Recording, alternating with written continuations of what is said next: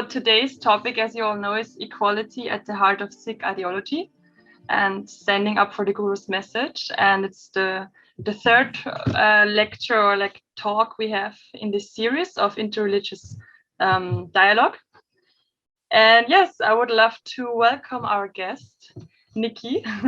As I just heard, you are calling from Maine, not from Boston, from Maine. And so welcome. Thank you for taking time. And yeah, I'm very excited to hear from you because I heard a lot from Ensign about you. He made me really excited to have you here and to tell us about what you've been studying and lecturing about the past years. I heard that you are a professor at Colby College. Is that right? That's right. Yes, that's right. Okay, and you were born in India, and yeah, like been a long time of your life in the US, I think, if that's right. And yes, I would also like to explain a little bit the structure of this lecture today. We will start with a little intro by Nikky. You can lead us into the topic and just share your background maybe a little bit so that we get to know where you're coming from and what you've been studying the past years. Then we will have breakout rooms where we will have time to discuss a little bit and share with each other. Then we will come back and we will share what we discussed. Then Nikky, you will have the second part of your talk, around 25 minutes. And then we will have Lucy, who is a former student of Nikky, to respond to what we heard and also give her insights. And yeah, I think Lucy, you are currently working on your master thesis. I don't know if I got that right. Yes, master's degree in journalism. Very good, very nice. And you've worked closely together with Nikky, and I already heard that you share a really special and good relationship, which is really nice to hear. So to start, I don't know if a lot of you know about Sikhism. Me personally, I was raised as a Catholic, so I've hardly heard about it before. So I wanted to know if anyone knows what the word Sikh or where it comes from, what it means. So if anyone knows, please speak now. Perhaps one of my students defined it for me, and she called it seeker, S-E-E-K-E-R, a student who's perpetually in search for knowledge. Yes, that's also what I found. I found like learner or disciple. And so that's what we want to be today. We want to learn, we want to hear. And so Nikky, you can take over and welcome, please. Thank you. So, okay, so now how many minutes? It is quite early, 10 a.m. And I'm very grateful to Anson for inviting me. I'm delighted to be here. Great to be with Judith, with Susan, with my dear Lucy, who I haven't seen in a while, with Kathy. So it's a pleasure, honor, and I'm very happy that we will be discussing the Sikh tradition. Judith already gave us the meaning for it. It's a seeker. And I want to talk about, I prepared a PowerPoint for you. So I'll have 5 or 6 images, which I would like you to discuss during your breakout rooms. And let's go out. So this is the first one. Can you see it? The Sikh religion. So what are the challenges and what are the solutions? Number 1, the challenge really is, as Judith put it very beautifully a few minutes ago, we know nothing about this tradition. It's really one of those forgotten traditions. It's a world religion. You know, it's one of the 5 major world religions, and yet we know nothing about. Lucy, she came as a first year at Colby, and she was like, wow, I have never heard about it. And she did a whole study of it. And even at this very elite liberal arts college in America, where the Sikhs have been coming for a century and a half, nobody knows about it. It has a beautiful tradition. It has great philosophy, art, music, literature, and the personal identity of the Sikhs, and yet we know nothing about it. So that's a real challenge. It begins with Guru Nanak, and I really want you to look at that image. This is the founder, born in 15th century India, northern part of India, foothills of the Himalayas, the state of Punjab, the land of the 5 rivers. So 15th century, medieval, 16th century Punjab is really very rich in different cultures, languages, religions. There's Hinduism has always, many schools of Hinduism are blooming, but then also by then the Sufis are coming in. So there is Islamic, many different groups of Sufis, the Chishtiya, the Naqshbandiya. So we have great Islamic ethnicities, religions, cultures, languages, and we have the indigenous Indians. And so Guru Nanak is geographically, historically, culturally located between these. And his first words were, there is only one God, one reality. That's, I'm slipping myself because that's what I've been hearing. So here is the image of him. It comes from many of the stories, narratives that have been painted. And it shows him wearing a robe with Sikh and Islamic verses. You are an interfaith group. Think about it. What does it mean to have somebody wearing a robe with really holy verses from the Holy Quran and from Sikh scripture, from the very, that's for you guys to think about. What is Guru Nanak all about? What is a Sikh religion all about? What is the seeker seeking? One being. And it's literally numeral 1. I've written it out for you, foundational Sikh expression, numeral 1, Ik Onkar, 1. Now, we all say there is, keep in mind, the Judeo-Christian Islamic Godhead is one, it's monotheistic. But I want you to think about the differences between that mono 1 and the numeral 1. Numeral, 1 being truth, its name, that's it. It's truth. So it's not a person as such, an embodiment of anything as such. It's sheer infinity. Everything is a part of that one. So if you're talking about equality, we are talking about justice. We are talking about our common source, because we all participate in that oneness. One. It's not there is one God.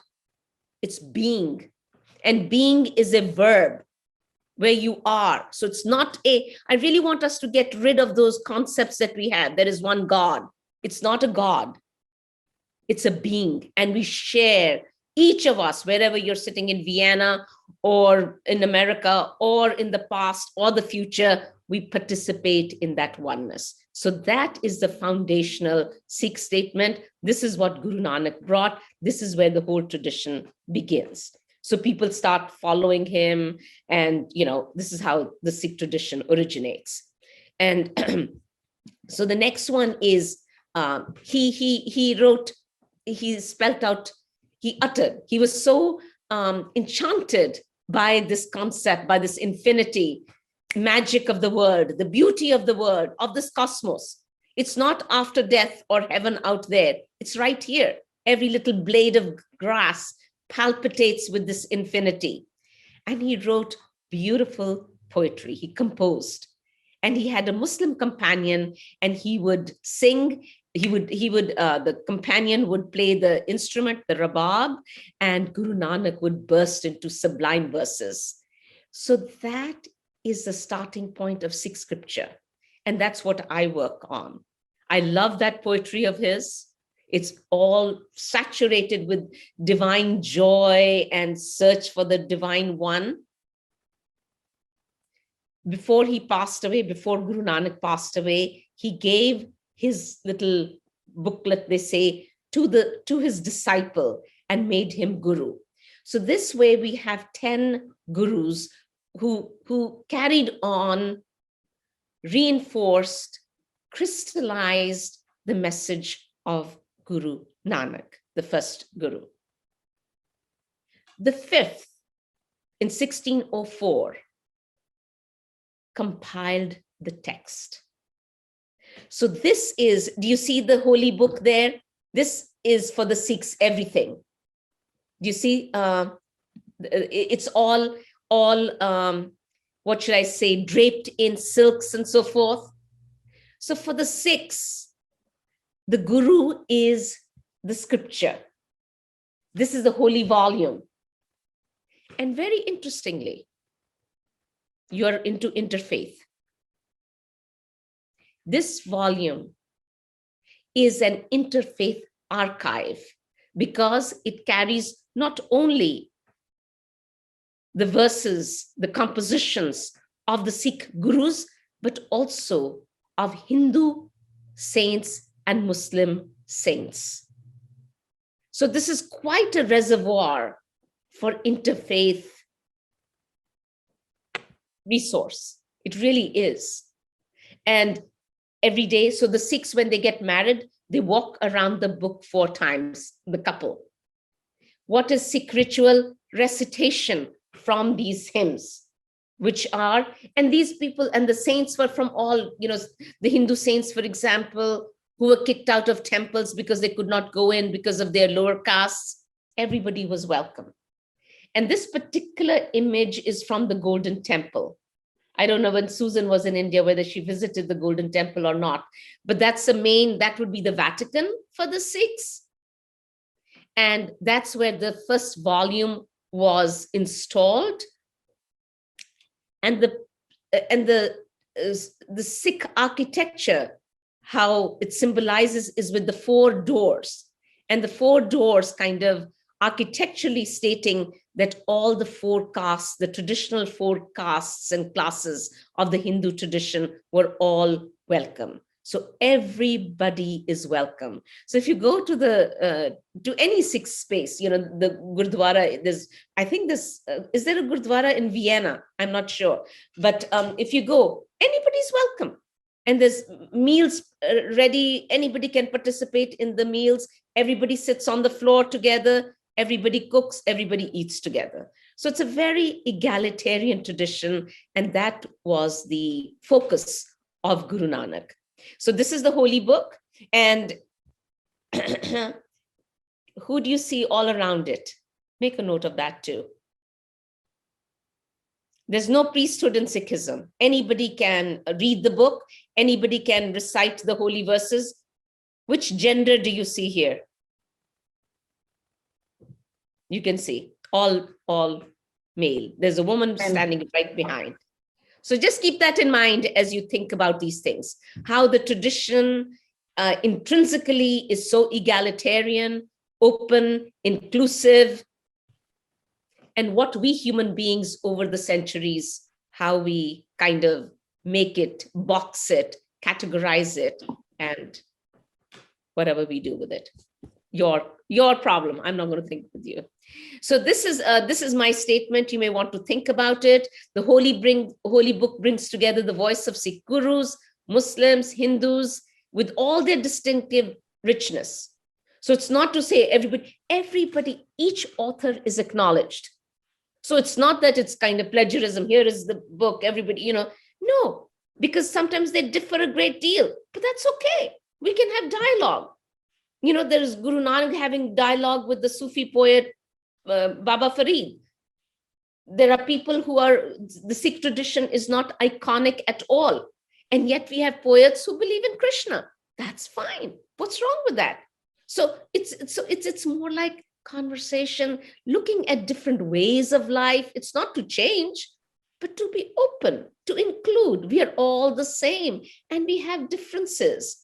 And to celebrate difference, not to diminish difference. It's not to end difference, but to celebrate, really. So that's what plurality of identity, etc. So the opening of the Sikh scripture, it's a big, huge book, 1,430 pages. At the outset, I have translated something for you. It's really kind of celebrating the oneness of the divine. At the very end, after the final finale of the Guru Granth, is it's regarded as a dish, a plate, a tray, with three things on it: truth, knowledge, contentment, and reflection. Compiled, do you read that? Compiled as a sacred text, it's called a tray or a thal with three dishes: knowledge, contentment, and reflection, which we are not simply to eat, but to savor. So the original goes, thal vich tin vastu peo, sat, truth, knowledge, santok, contentment, and vichar, reflection. But we must not just gulp it down, savor. So enjoyment, that refinement, that kind of, really, we are together. This is a precious moment. So Sikhism is not like, oh, let's talk about after death and heaven there. This is what we have. It's a celebration of our temporality. It's a celebration of our being together. It's sharing. So everything is really sharing, and reflection is sharing. I learn from you. She learns from you. He learns from him. We all come. So reflection, which is being together, is very important. So we desperately need these to. So this is me. We desperately need these dishes to feed our empathetically famished and dangerously divided world. I'm Hindu, you're Muslim, this, that. So, but when we eat these dishes, we think together, we enjoy our differences, our pluralism. That's what life is all about. So this is the basic. I'm trying to give you as simple as possible.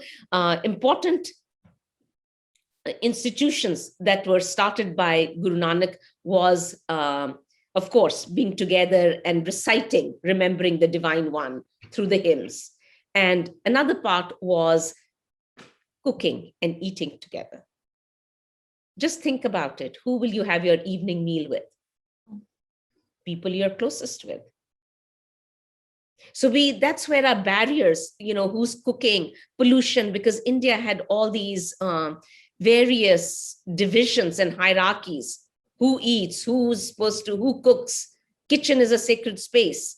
Who eats, the Muslims would not eat pork, so-and-so does not eat, so-and-so doesn't eat. So there were all these differences and divisions. And Guru Nanak started the Sikh tradition. It really emphasizes everybody, simple vegetarian meal, let's cook together, let's eat together, sit on the floor. So nobody's higher up, nobody's who's at the head of the table, who's at the bottom of the table. We all kind of sit together and eat. So langar, here you see people cooking, and you can see the big pot of lentils being cooked, and men and women. Men work so hard, I cannot tell you, in the kitchens. And so do the women. So it's a really kind of a collective effort.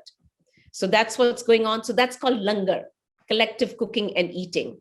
Kirtan, langar, and then there is seva, where we help one another out. It's selfless work for the welfare of humanity.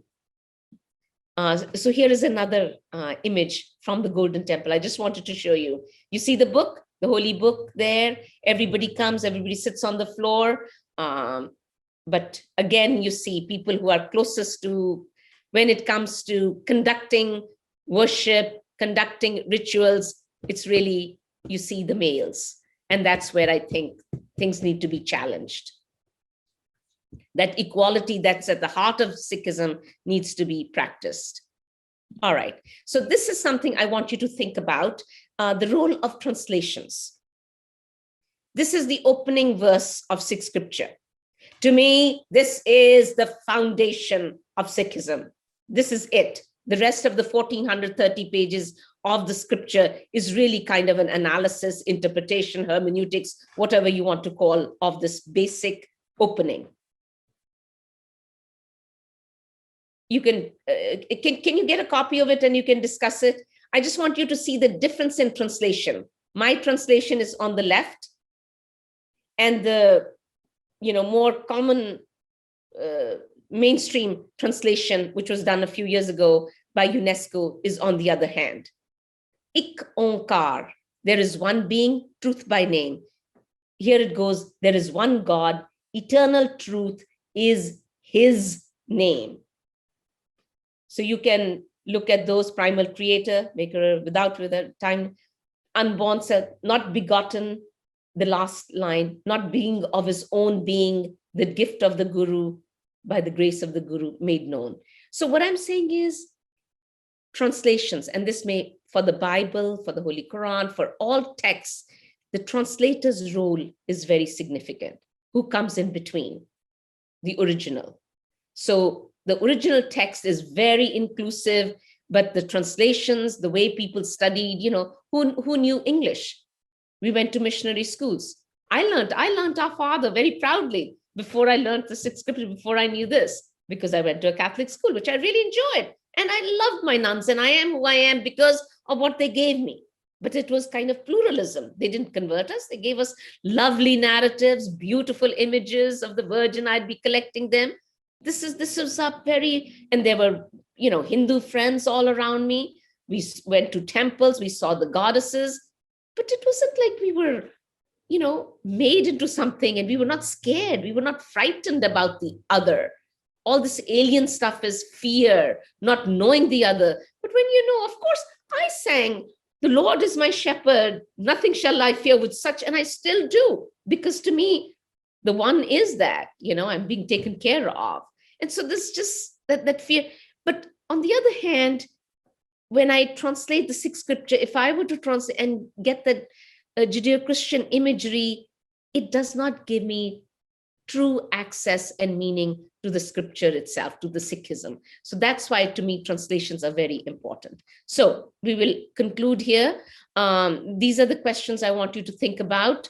Do you sense, so between my translation and the other, do you sense a duality instead of unity?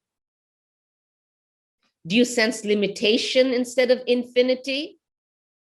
What are the implications of such translations for moral authority, social privilege, political structures, personal identity of a man or a woman? How am I reading the scripture? Emotional well-being. So those are kind of the 5 things I would like you to kind of, think about when we read something, if it's this kind of a version or another version, what happens. So it's up to you guys, enjoy, and then we'll go into part 2.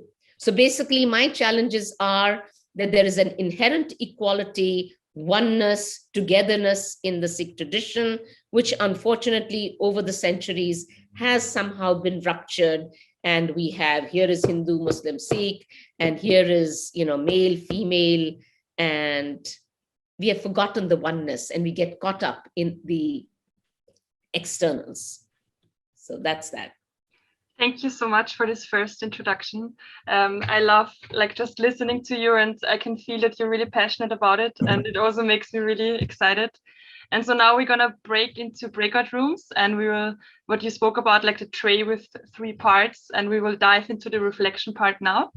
So you will be split up into rooms, and you have around 10 minutes, and then you will come back and we will share with the whole group what you discussed.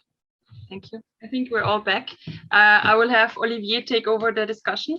And I forgot when we started the whole webinar, I forgot to mention that I wanted to welcome Kati Smutny, who is doing the translation for us today. So thank you for doing that and for also being present. And now I will give over to Olivier. Yeah, so the idea now is that from each group, we will have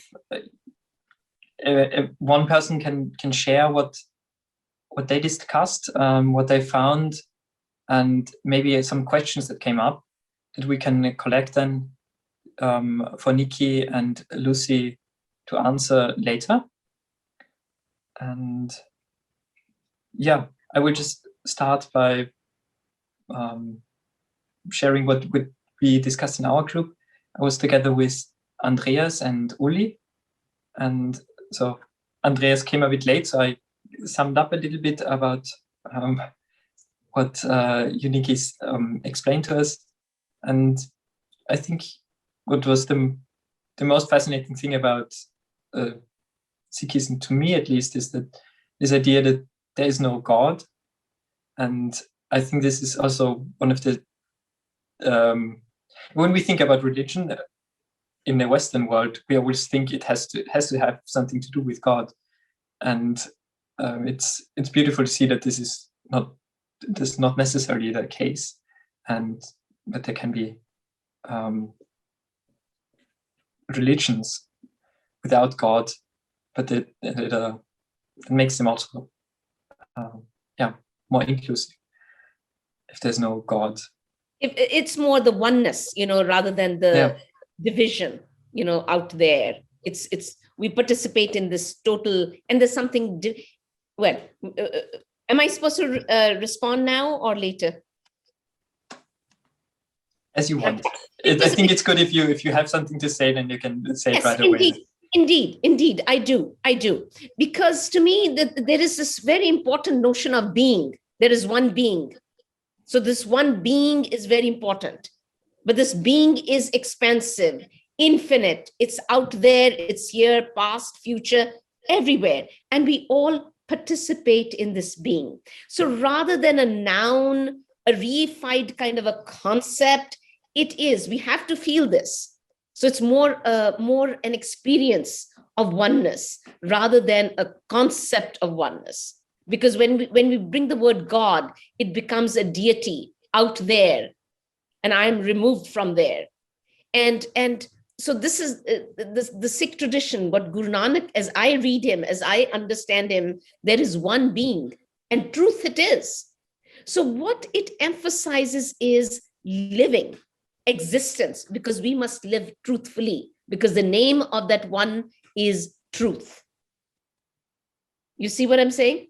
So it's not atheistic as such, like when we think of Buddha, there's nothing. It's a very positive. It's kind of really celebrating that one everywhere, and so everything is equal, because like in a family, who's to say who's higher, who's lower? So we are all part of this shared oneness. And to me, importantly, rather than fear, it's love is the emotion that takes over. So this is very significant that, it's not, oh, I'm in awe of that one there. It's love. This is love. And that love is not just for one person, one God out there, and I kill my fellow beings. That does not make any sense, because everybody is a part of that. So the whole attitude, our political, economic, whatever our everyday engagements are, kind of get filtered through with this notion, with this sense, with this very fundamental experience of oneness. So I want to emphasize there is one. It's not kind of, no, it's this full, wholehearted celebration of the divine here and now. I want to emphasize that.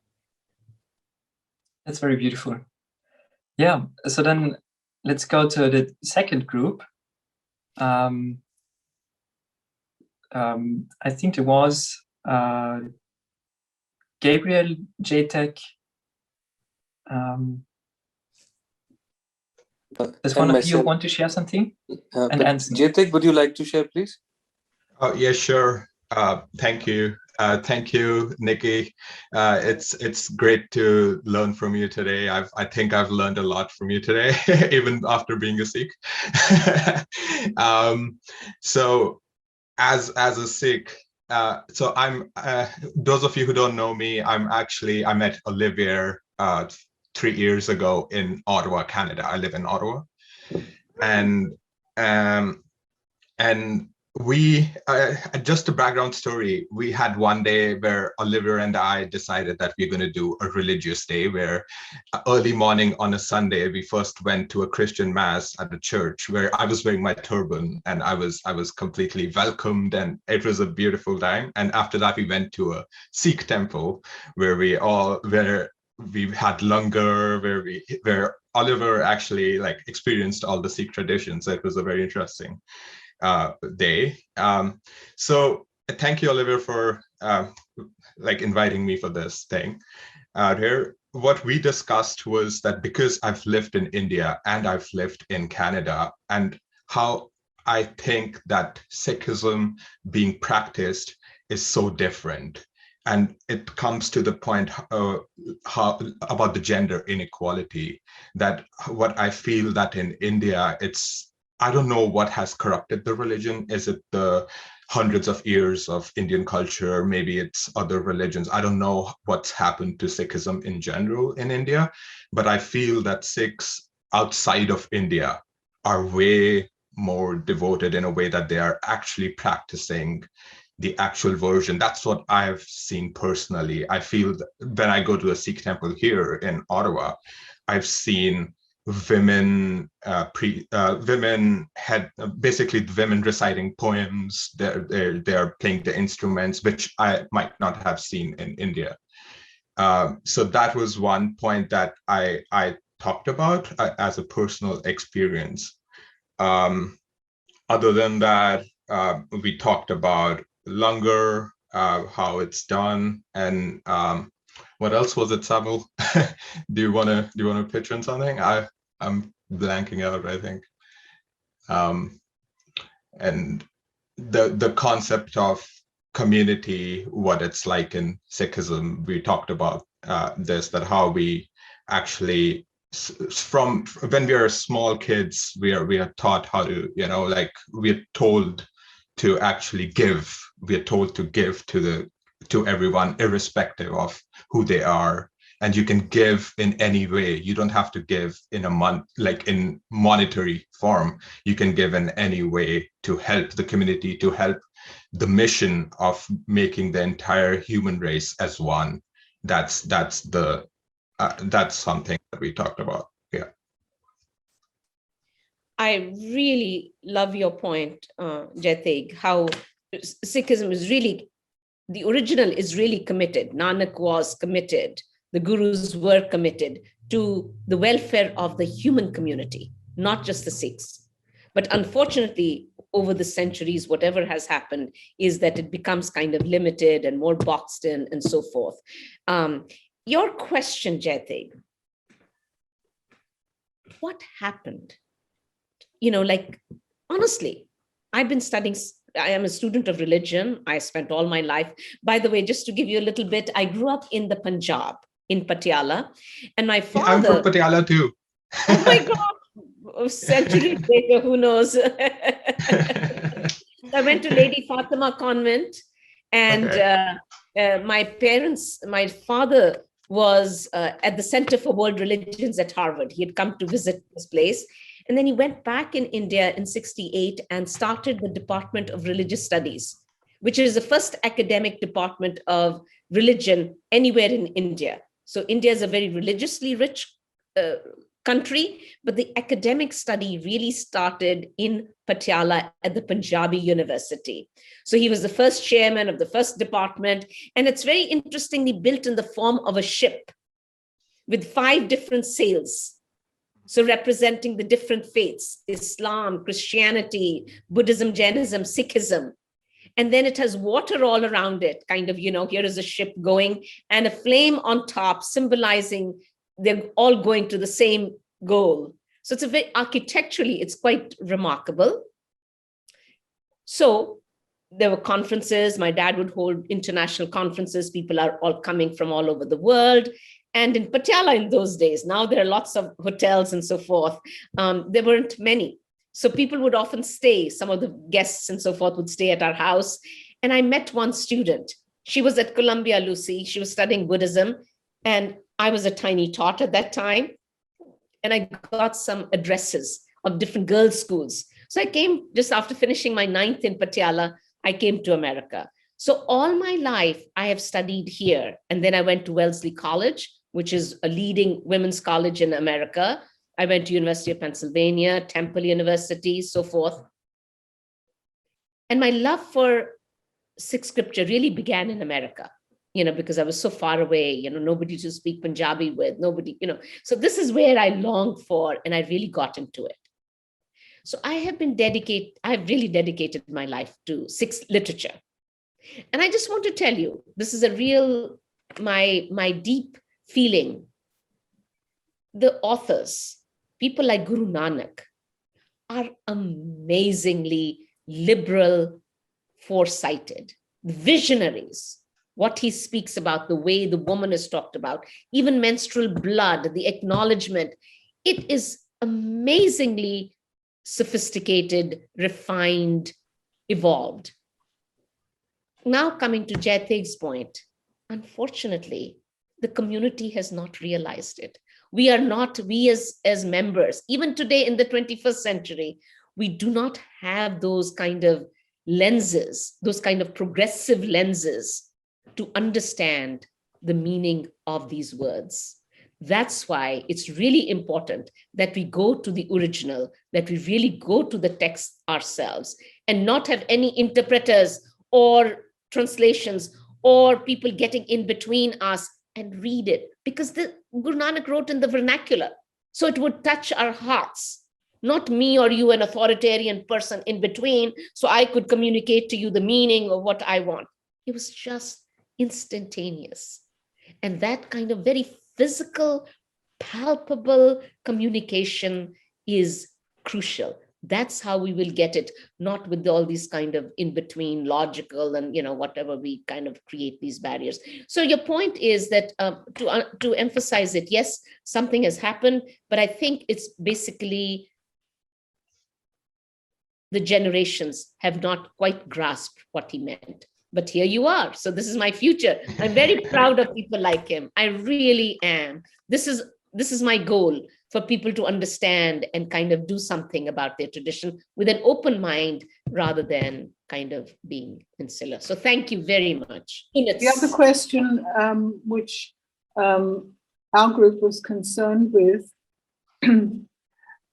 what was the original language of the Sikhs, we say scriptures, the Sikh book? What was the original language? Beautiful question. It is called Gurmukhi. It is Guru, because the Guru Nanak is coming from the lips of the Gurus. And that's what I work on. And it's really it's a vernacular. They say it is started by Guru Nanak, very simple, kind of derives originally from Sanskrit, Prakriti, so forth, has a lot of Punjabi, lengthy Punjabi, where Guru Nanak was from.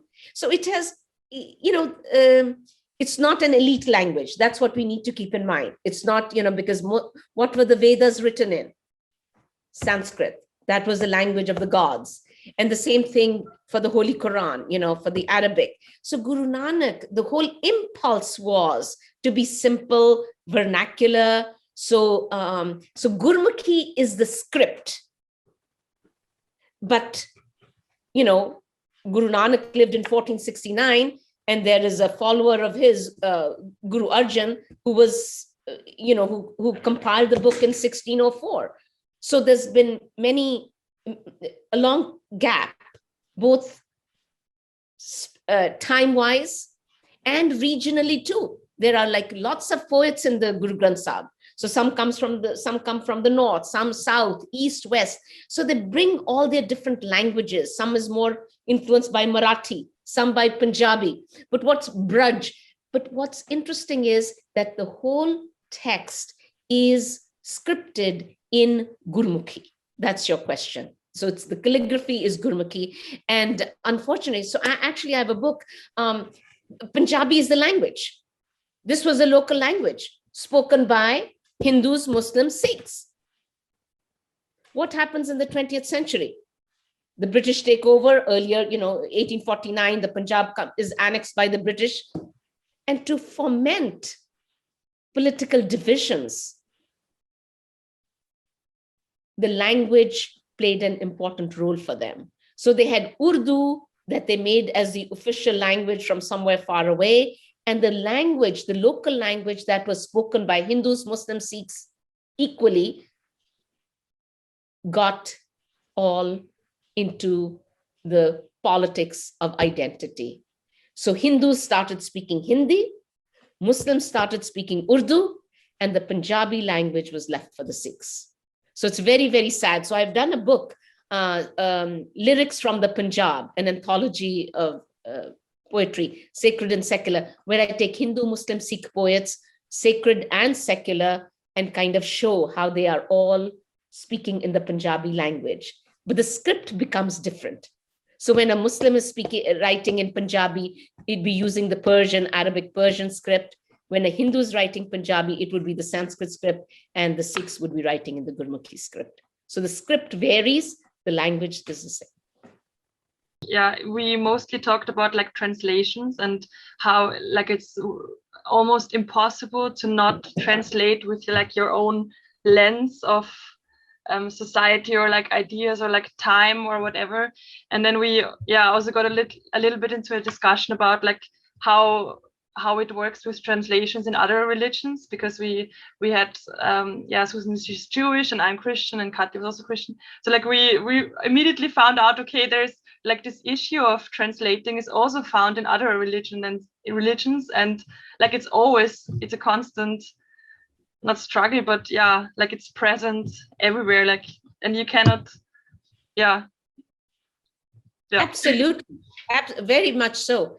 There's a very nice translation done on the Old Testament by Joe Alter, and he talks about it, how the original Hebrew is so much more palpable, has to do with the body, and yet somehow, which is ignored in many translations and so forth. So it's a lovely translation of the Bible, very recently come out. You should look into that.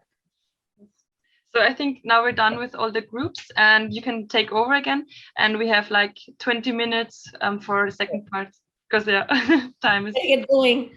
Oops. All right, guys. It's okay. Are we on the screen? Yes. Yeah. Yes. Okay. So let's think about solutions. All right. So that's the second part. So I have been doing my job, as Jaitig said, we're supposed to do something, so I don't give money. I'm not a philanthropist, but my way of doing, contributing to the welfare is by writing books. So I've written 11, 12 books. I'm doing something right now. So these are the ones that came out most recently. Guru Nanak.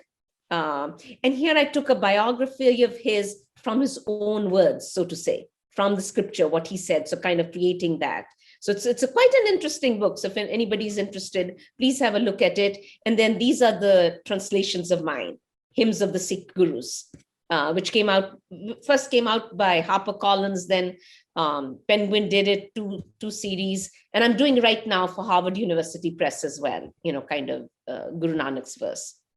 So that's my role, translating, writing on Guru Nanak, looking at his message of universality and oneness.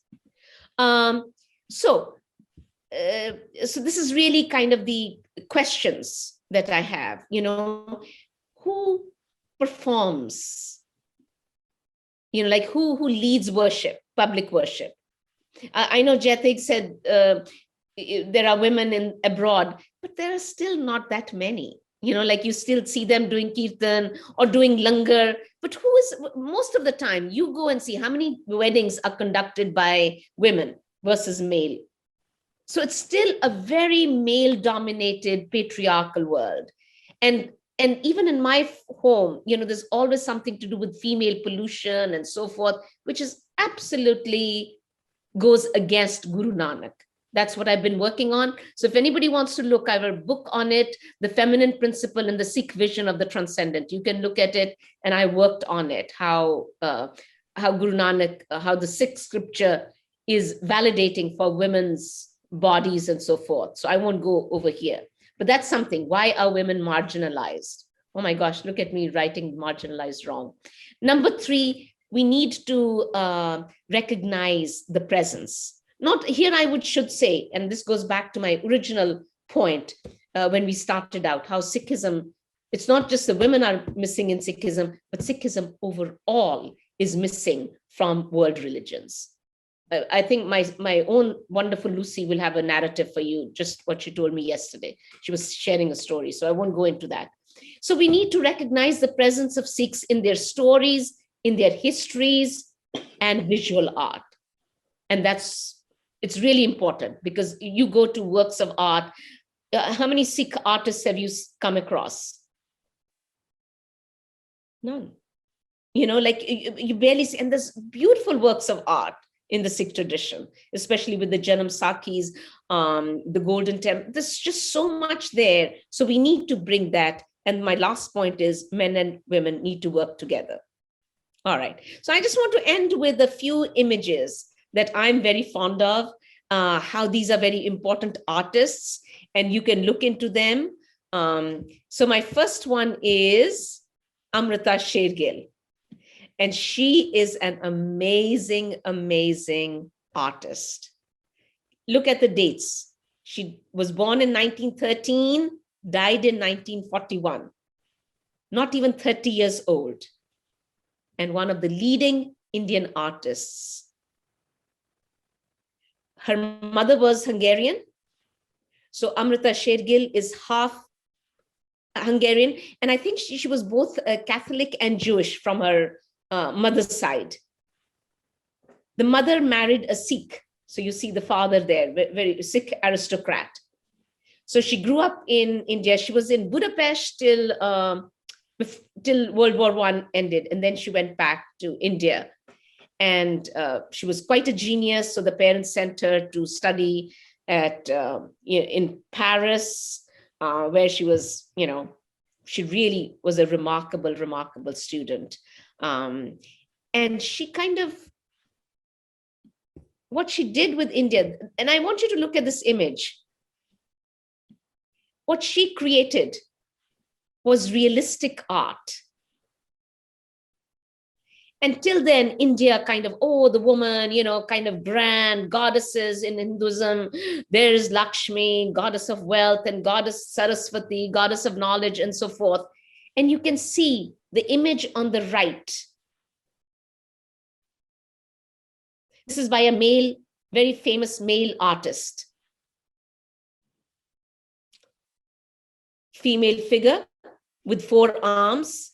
This is kind of the early 20th century. People want to fight colonialism. They want the British out. So the rhetoric is to create a great image of the female, Mother India, powerful Mother India. So on the right, you have this kind of a goddess figure in the India, holding knowledge, the Vedas, holding food, holding cloth, holding meditation. So these 4 hands representing the different kind of needs, and the goddess fulfills it.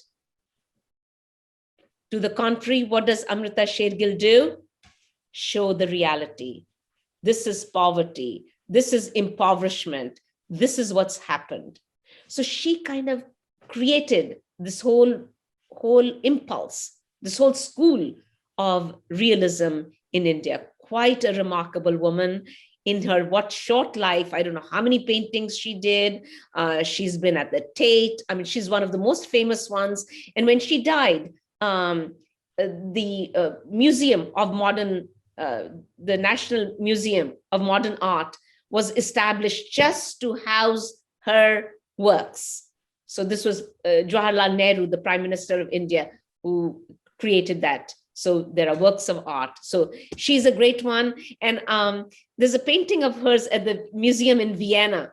And I remember 2-3 years ago, the last time I was in Vienna, desperately looking for her work, and I couldn't find it. And actually the people in the museum were helping me out too, but they didn't seem to have anything. But there is something by her in Vienna.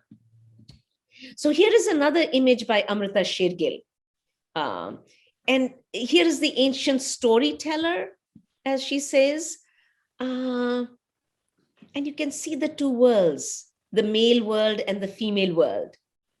The male world, the intellectual world. The hand is raised up. The person is telling stories. The woman kind of consigned to the kitchen, kind of there's a heaviness, cooking, cleaning. So world, I mean, although they share a space, but you can see they're very kind of divided and polarized. So the gender roles, she's challenging those. And so to me, these modern artists are really kind of bringing the principles of Sikh tradition to the fore by questioning, challenging what society is doing. So to me, this is a very, very beautiful image. We can make sense of whatever. So the world of ideas, I mean, this is what Descartes said, I think, therefore I am. And the world, the masculine world of intellect and spirit, and the woman with the body and the material and the cooking and the kitchen and so forth, kind of that divided world, which we need to kind of make it more wholesome. This is another very famous artist, Arpana Kaur. Her mother was a great novelist. And Arpana is one of the finest human beings I know on this face of the earth. She lives in Delhi, great philanthropist, runs a school for the underprivileged, and does beautiful works of art. And she's done a lot of Guru Nanak's paintings, kind of puts them in a postmodern kind of a context. Here you see, actually, what do you guys see here? Is it clear on the screen?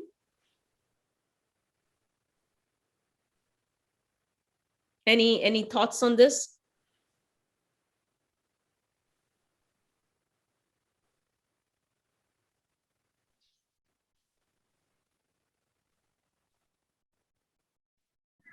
I get a sense of heaviness somehow.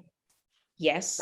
Like the girl is drawing the circle herself, and little gloomy. Very right. And what is outside this circle?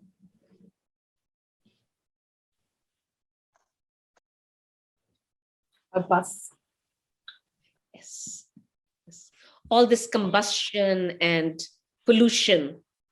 And she's trying to create a little circle of greenery.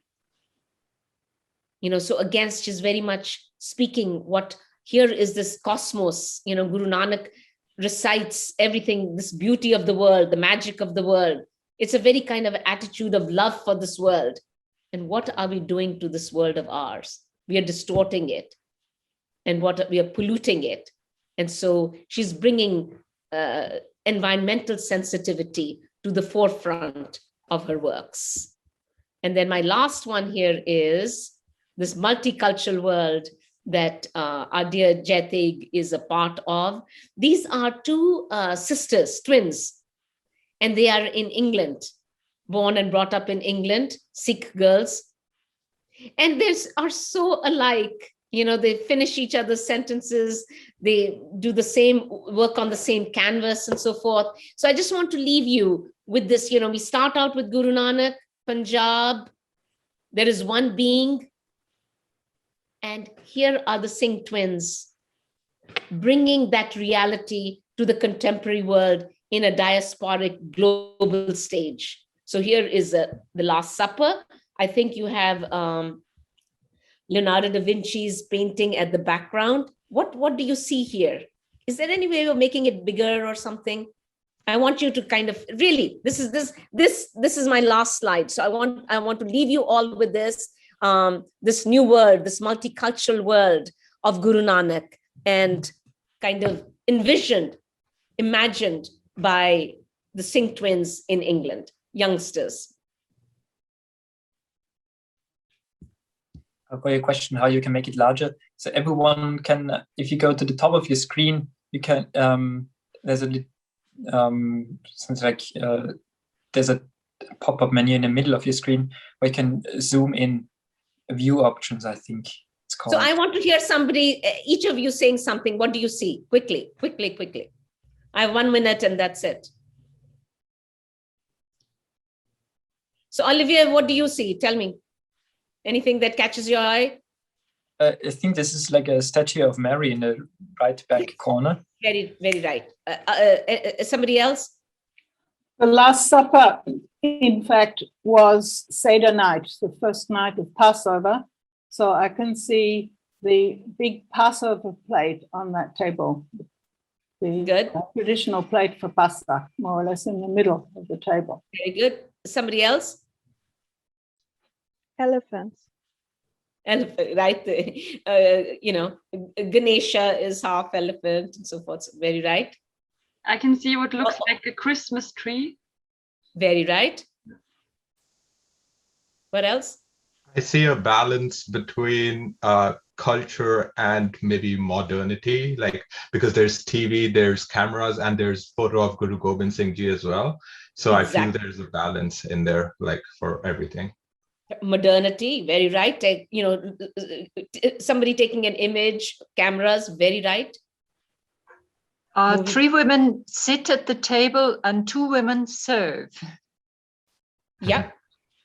So, so everybody's, those are the twins, you see them, one is taking photograph, the other is bringing something. The little kids are there. There's the Buddha. There's some God outside, the Hindu, there's the Hindu God. There's Lord Buddha. Oops. And what I love most is the snowman with the turban. Do you see that outside the window? So, I mean, it's just a playful thing, but yet to kind of create this world where we imagine. So to me, art, these narratives, stories, these are really significant in kind of changing our world, transforming our world, and also kind of making people familiar with the Sikh world. So it's not, the turban should not be confined to Osama bin Laden. The turban is a very important item of Sikh faith. We wear it with pride and honor. And a snowman can, new snowman in this part of the world can wear turbans. Why? So it's kind of breaking those stereotypes and prejudices that we have and opening the world to new possibilities, new ways of envisioning, and new ways of living in this world. That's all I have to say. Thank you so much. I really love this image because you actually have to take time to look closer, and you're not like, you don't know what you will find, and then you like start looking and then you find this richness. I really love this image. And yeah, we have some time left for Lucy to respond and to also share maybe her, I don't know, maybe personal background or just whatever you want to share with us and your thoughts. Yeah, so I've learned so much from Nikky. I'm still learning from her. Basically, I'll share a little bit about what I did in college, my background working with Sikhism and working with interfaith studies, and then a little bit of the learning that I'm still doing. So when I started at Colby, I heard that Nikky was a wonderful professor. I really wanted to take a class with her, and I emailed her about one of her literary classes. And she said it was full, but you can take Global Sikhism. I had to Google the word. I had no idea what Sikhism was. I had never heard of it. I didn't know it was a religion. I had no idea. So I Googled it. I was sitting in my dorm room. I Googled it because I wanted to know if I wanted to take the class. And I was just really astounded by my naivete. I had no idea that it even existed. So I took the class. Nikky really inspired me as a teacher, as I'm sure you all have experienced now. And I was curious because I was pretty surprised that I went to this liberal arts school where seemingly everyone was pretty smart and came from all different backgrounds. And I wanted to know, do people at this school know what Sikhism is? Have they heard of it? Do they know any of the important tenets of the religion? So I did a survey, and 90 people did my survey. And I asked them, have you heard of Sikhism? Do you know what some of the important tenets of the religion is, etc.? 11 people responded that they had an okay understanding of the religion, and pretty much everyone else had never heard of it. 11 out of 90 people. So I said, okay, this is a small college in Maine. Maybe I understand why. Even I came to it without any knowledge. So I wanted to travel to a place where a diaspora community, where there were more Sikhs and maybe people living in and amongst people of this different religion might know a little bit more about it. So I traveled to Vancouver, which has a large population of Sikhs in Surrey. There's a Sikh diaspora there. And I conducted the same exact survey in like random food courts. It was very weird and a little bit uncomfortable because people did not really want to talk to me in random food courts going about their day. But I did. And you would think that people there might have a little bit more understanding of the religion because there is such a large population of Sikhs there. No, It was the same exact statistic. About 11 to 12 people out of 90 people that I surveyed had an understanding of what the religion was. So to me, I was surprised. But I've met other Sikhs and talked to them about this, and they said, I'm not surprised, actually. I'm not surprised because it really is a misunderstanding. People don't know about the religion. It's not widely celebrated. And I'll give you an example of something that I've experienced that points to that. I'm at Columbia Graduate School of Journalism. I'm taking a class called Covering Religion. So this is like all about learning how to report on and learn about and write about different religions. It's a very well-known class. This teacher has been teaching it for 30 years. There are about 8 to 10 people in the class, and he sets up a list of beats that we're going to cover. So like the topics of the religions that we're going to cover, he lines them up, and then we get assigned them. Surely Sikhism would be one of the beats. No. The beats are mainline Protestants, evangelical Christians, African American Christians, Catholics, Jews, Muslims, new religious movements, and Eastern religions. In that category of Eastern religions is all the Eastern religions, Hinduism, Sikhism, Jainism, etc. And the person covering that beat has to pick one. The person doesn't pick Sikhism. The person picks Hinduism. Sikhism is not covered. And it's just an example of how when you put them into a category of Eastern religions, or when you don't make it one of the topics, it's gonna get forgotten, it's gonna be thrown to the side, or it just is not gonna be covered at as a frequency as other religions because it's forgotten, or it's smaller, or for whatever reason. And so I was pretty surprised, but it just shows how important it is to learn about something that's not your own, or to learn about Sikhism. And what I want to come across is that Nikky has done an incredible service for us, teaching us about her own religion. But that should not be the norm, because it is not, it shouldn't be in the hands of someone who is living it to have to teach it to other people. If they want to, that's wonderful. But it should be in the onus of the people who are not Sikh, or the people who have not had these experiences, to go out and learn for themselves, because that is the work that we should be doing. So it's wonderful that Nikky is teaching us, and it's wonderful that she's so passionate about it, but it should not be the only person or the only example of what you've learned or what you take away from this. We need to do the work ourselves as well. That is what I have to say. If anyone has any questions for me, feel free. And thank you, Lucy. And that's where I want to add how important it is that Anson and you all brought Sikhism today. I'm very, very indeed most grateful to you, because there are, just as Lucy said, so many other religions and so many faiths that you could be covering, and you brought it out in Vienna. I am extremely, extremely grateful to you guys. And I'm very proud of Lucy. So it's you all who are going, that's why I say J Tech and Lucy and Judith and others, wherever, you're going to be promoting it. And it's just to get, an academic interest for it. That's why we need to kind of talk about these things rather than, oh, it's out there, the other. So Lucy, thank you very much. I'm really grateful. Thank you very much. So I will open up now. If anybody has questions, you can raise them now. You can write them in the chat, or just put on your microphone and ask loud. I'd like to raise a question that we were discussing in our group with Nikky.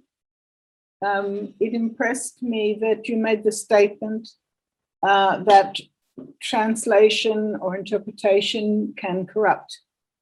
And the best way to find out what is being said is to read the original. That's what I understood from you, right? The problem is that I don't think anybody in this group except Nikki would be able to read about Sikhism in the original. So we are dependent on translations. That was one point. Another point is that this idea of being. I also know of spiritual interpretations of a divine being related to Zen Buddhism, for example, but also in the Jewish religion, that God is inconceivable, that you can't encompass God in your imagination because your imagination is limited. So I think that there are other spiritual approaches to the divine being that are similar to the one that you've described, this idea of being. No, I don't think it's a monopoly of Sikhism. Oh, absolutely. That's, if we call it monopoly, that would be totally antithetical. Absolutely not. That's sorry. I didn't mean to be so adamant. No. But so your first point, you're very right. You know, how many people know the original language? And there's so many differences. But all I want to say is that we can have new translations. All I want to say is that we need to, kind of look at more translations and perhaps learn the language too. I mean, for many of the young Sikhs, they don't. J Tech Singh could have, he has been hearing these words. And if there was a little bit of effort put into it, he would get it. There's something very simple about it too. So you're very right. All I'm saying is that the translations don't have to be congealed. We think differently. I'm a different thinker than 4 centuries ago. So we need, for all religions, I'm not making it just categorical for the Sikh tradition. So that's one way of evading the problem of, the original language, which is absolutely right. It's most challenging. Your second point, that's exactly what I am saying. That's what Guru Nanak meant. See yourself in the other. It's not monopoly at all. It's not, then we would be limiting it. Susan, that would kind of, would be absolutely against it. So the being is one. And that is, of course, and he calls it the one, everything is inclusive in it. Even nirvana, even people who say they're atheistic, doesn't matter because it's all one. So there's no contradiction, because from the ant to the, wherever the biggest planet we may have is a part of it. And you're right, it's infinite. The imagination cannot fathom it in any which way, but yet we can relate with it in an intimate way, whichever it be. So father, mother, brother, sister, flower, bumblebee, the little lotus. So all these are kind of manifestations, revelations of that one which is utterly invisible, utterly unimaginable, utterly inaccessible. And that's why we all participate together. That's the message. You said it beautifully. Thank you for that clarification. Now it's clear. Thank you. Absolutely. There's no monopoly whatsoever. It's one. We are one. That's what he's saying, oneness. And that's why I'm against my own faith. I'm against my own tradition when they say we are Sikh, we are not Hindu or something like that, because that's going against Guru Nanak. This is the scripture. The scripture has Hindu, Muslim, Sikhs, everybody in it. And the Islamic world comes from the Judeo-Christian, the Western world. The Indian, the Hindu Bhagats and all come from that very Indic polyphonous world. And yet they're all part of that one, because we partake of the being. Yes, you're absolutely right. Exclusiveness invariably creates hostility. Yeah. So that's really the point. I'm very happy you made that. Thank you. Thank you. Any more questions or Something you want to add? I think it's 11:30. That's what Anson told me. So, right? Yeah. So Too we short. Maybe So a if small I thing that I noted is you mentioned that the Sikh scriptures are poems and songs. Yes, yes. It's very good, Olivier. The first part is not sung, but the rest of it, 1430 pages, are set into musical chapters. So there are 31 ragas. So they are to be sung. That's a really, thank you for that, because this is where, and it also kind of hinges on Susan's point, because sometimes we may not understand one another's language, and yet music is universal. So the words, so the singing is such that we can all partake of.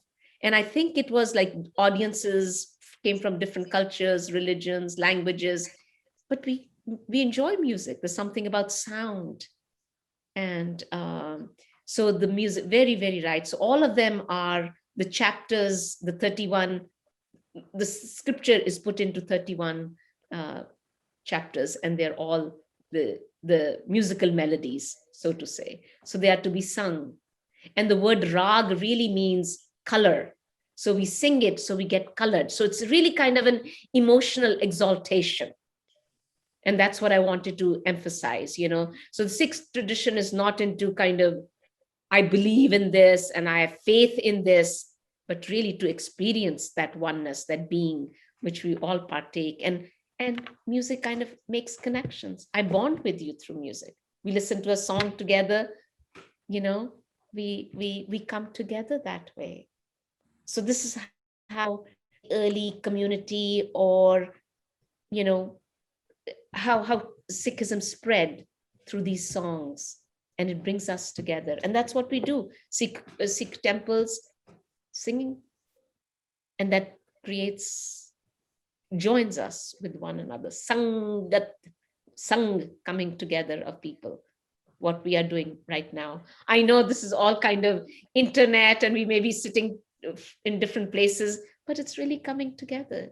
Sound, we are coming, hearing one another, being together.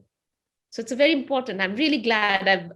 I would have been a very lonely person this morning, but to be with you all in different parts of the world, from Ottawa to New York to Vienna to wherever, it's been a real joy, and I am very, very grateful.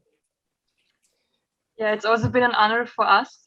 And I think we can close. I don't know if Anson asked you before, but do you maybe have like a prayer or a song even for us that we can close together, that you would be willing to share with us? You know, my favorite, what should I do? Yes, can you hold on for 1 second? I don't know how to show it. I can, in the meanwhile, I will maybe like share with you guys information about next meeting. Wait, I hope you can see my screen. Can you see it? Now I can't see my own. Can you get me out? Can you? Yeah. I will share this, and then you can take over. Okay. So the next meeting is on June 26th.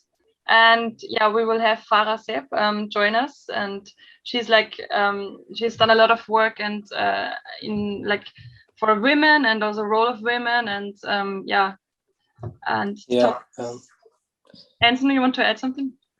Yeah, Farah. Yeah, I just quickly 2 words about Farah, because she's my professor currently for Islamic studies also, and an amazing human being.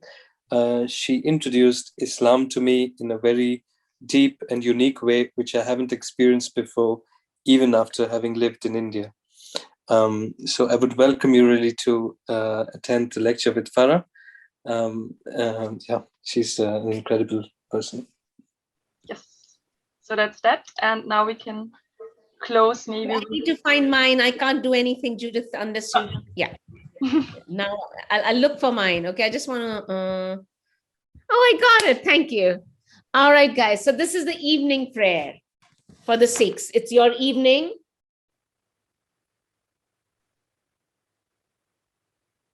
This is recited every day. The sky, our platter, our lamps, the sun and moon, pearl of starry galaxies shimmer around. Wafting sandal scent our incense, breeze our whisk, and all vegetation our flower offerings to you. What an arati! Your worship breaks the cycle of birth and death, the unstruck sound, a silent kettle drum.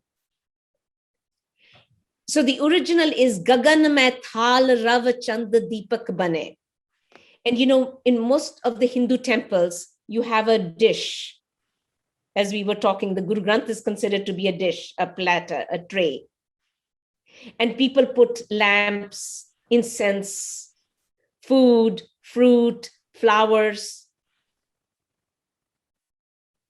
That's what's done in Hindu rituals. Guru Nanak takes that image of the plate, dish. But what is the dish? Instead of a tray, what is the dish here? The sky.